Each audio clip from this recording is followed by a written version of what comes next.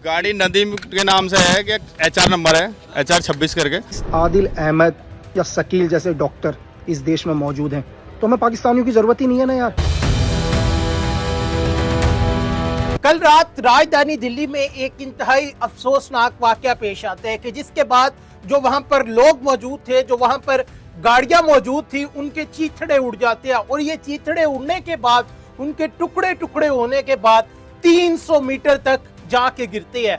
आज की वीडियो इंतहाई ज्यादा दर्दनाक होने वाली है। मेरी ये गुजारिश है कि जो बच्चे इस वीडियो को देख रहे हैं, जो खवातीन इस वीडियो को देख रही है, वो हमारी इस वीडियो को ना देखें, क्योंकि आज की वीडियो इंतहाई ज्यादा दर्दनाक है कि जिसके बाद आप लोग मेंटली तौर पर डिस्टर्ब हो सकते हैं, परेशान हो सकते हैं। तो आगाज करते हैं इस वीडियो का। होता यह है कि दिल्ली लाल किले के पास एक गाड़ी आके रुकती है।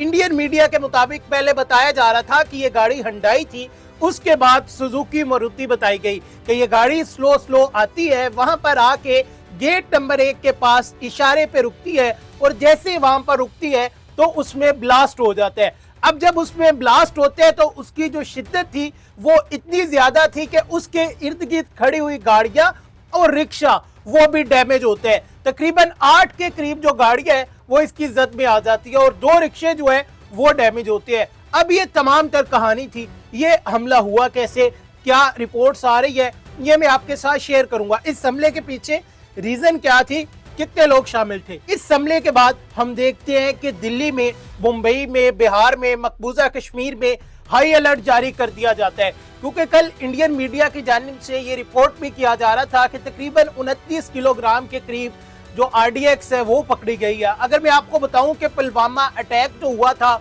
उसमें जो RDX यूज की गई थी वो 60 ग्राम RDX यूज की गई थी।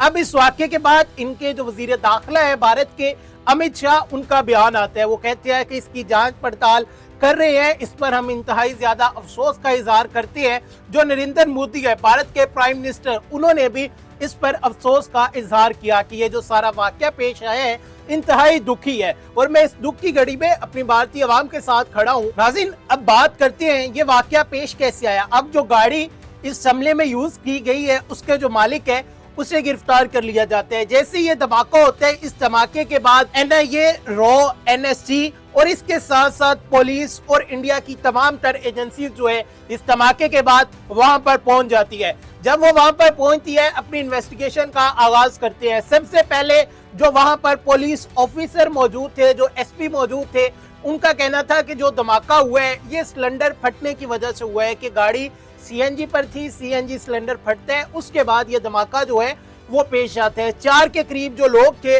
वो गाड़ी में मौजूद थे, जो गाड़ी में जाम बहक हो जाते हैं, जो जल जाते हैं और जलने के बाद उन्हें वहां से निकाला जाता है। अभी तक जो तादाद सामने आ रही है, 8 के करीब जो लोग हैं वो जाम बहक हो चुके हैं और 24 के करीब लोग जो है वो जख्मी है। होता कुछ ये है कि इस गाड़ी का जो ओनर था, जिसने पहले सेल की थी, वो मुसलमान निकलते हैं, जिसका नाम सलमान बताया जा रहा है। उसके बाद जिसके इस्तेमाल में गाड़ी थी उसका नाम नदीम बताया जा रहा है और फिर ये गाड़ी जिसको बेची गई थी उसका नाम तारिक है, जो कि पुलवामा में रहता है। अब इसको पुलवामा से भी लिंक करने की कोशिश की गई है। जैसे ये वाकया पेश आता है तो ये वाकया पेश आने के बाद इंडियन मीडिया इसे रिपोर्ट करना शुरू कर देता है कि पाकिस्तान की तरफ से यह दहशतगर्दी की गई है, ये एक आतंकी हमला है कि पाकिस्तान ने दोबारा से दहशतगर्दी की है भारत में।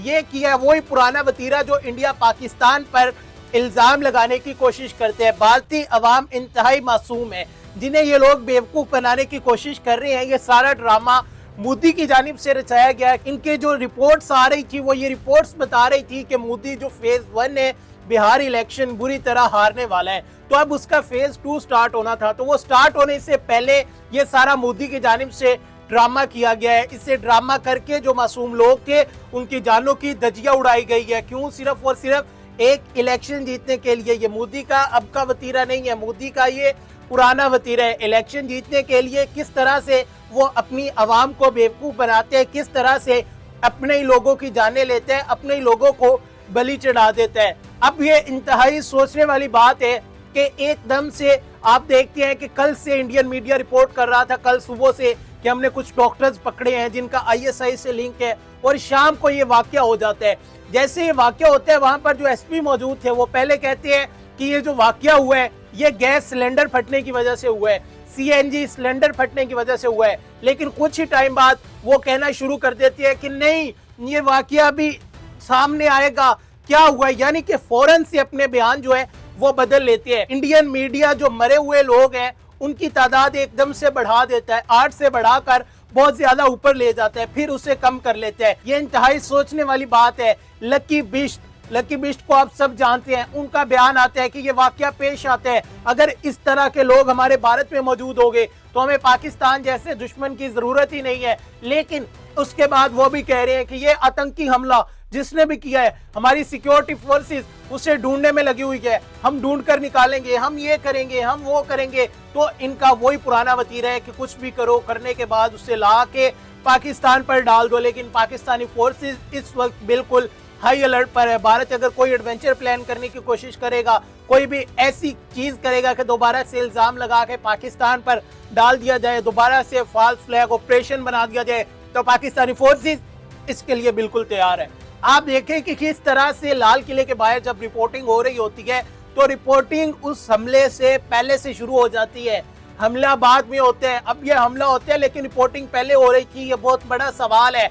वहां पर मीडिया मौजूद था, अब जितना एरिया उसे कार्टन ऑफ कर लिया गया है, अब वहां पर पुलिस मौजूद है, इनकी जो इन्वेस्टिगेशन एजेंसीज है वो मौजूद है, स्पेशल ब्रांच के जो लोग हैं वो वहां पर मौजूद है, एंटी टेररिज्म स्क्वाड जो है इनका वो वहां पर मौजूद है। अब मिलकर जो कहानी है उसे बनाया जा रहा है। आज आप देखेंगे कि भारत की जानिब से कुछ नई कहानियां जो है वो सामने लाई जाएगी, पाकिस्तान पर इल्जामात लगाए जाएंगे, लेकिन भारत कुछ भी कर ले, पाकिस्तान पूरा तैयार है और भरपूर जवाब देने के लिए तैयार है कि अगर भारत ने अब कुछ भी करने की कोशिश की, कोई एडवेंचर प्लान किया, तो हमारी फोर्सेस हाई अलर्ट पर है। पिछली दफा तो हमने आपके 7 जहाज गिराए थे, इस दफा ये 7 की बजाय 70 हो गए। एक S-400 गिराया था आपका, लेकिन इस दफा आपके पास आपने हमें बताया कि 30 S-400 और है, तो वो 30 के 30 भी गिरा देंगे। आप कुछ करना चाहते हैं, करके देखे, उसका रिस्पॉन्स देखे, फिर क्या होता है हम आपको बताएंगे कि हमला करना, अटैक करना